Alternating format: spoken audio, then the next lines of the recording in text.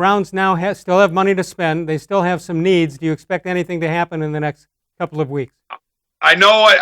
I was going to say I know what's coming with you, Les, because you and I have mentioned this guy seemingly every week, Jadeveon Clowney.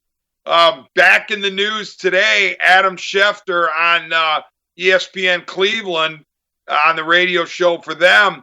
And Schefter was quoted as saying that if money were the only issue, Clowney would be with the Browns. Or I'm paraphrasing what Schefter said. Right. In other words, it's Schefter was saying money. that the Browns have offered the most money, right, and Clowney's not here. So there must be other things in play. And, obviously he'd be a nice name to add to the mix.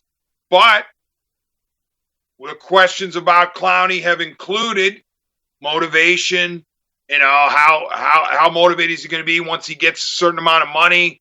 And so I don't know that I would want Clowney if he doesn't want to be here. Well, let me ask you this. This is the age-old question in sports and evaluating what money is worth as far as positions are worth.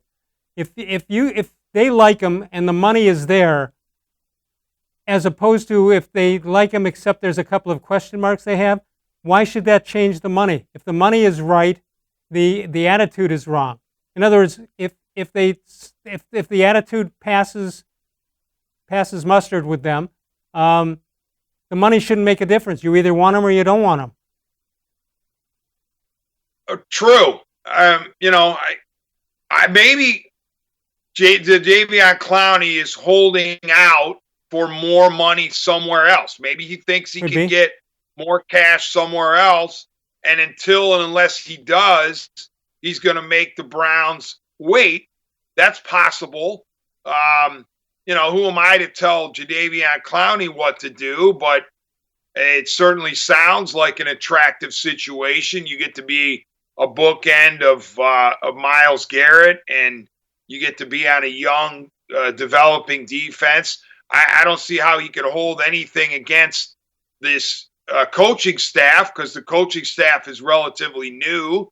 Wasn't around for a lot of this, the terrible years the Browns have had since '99. Definitely wasn't. And even last year, most of the coaching staff wasn't around. Think about what you said about what the edges would be on both sides of the line, with Myles Garrett on one and Jadeveon Clowney on the other. How do you even, if you're an offensive coordinator, what are you thinking about? Everything. Yeah, and again, we'll see wherever Clowney signs, assuming he wants to play more in the NFL, wherever he plays in 2020, we'll see how good he actually is, because we know that injuries and other factors have held him back to as far as achieving the level that many thought he would achieve. But still, Clowney on a bad day is better than most defensive ends, and he wouldn't have to be the main guy. We know that Myles is the main guy, and then inside you've got Richardson and Ogunjobi. So all of a sudden that defensive line looks great. Now, I'll say this. Last year, I thought Olivier Vernon was going to be the complement to Myles, and that didn't work out. Not only did you not get Vernon at a high level for most of the season, but you lost Myles Garrett to a self-inflicted suspension.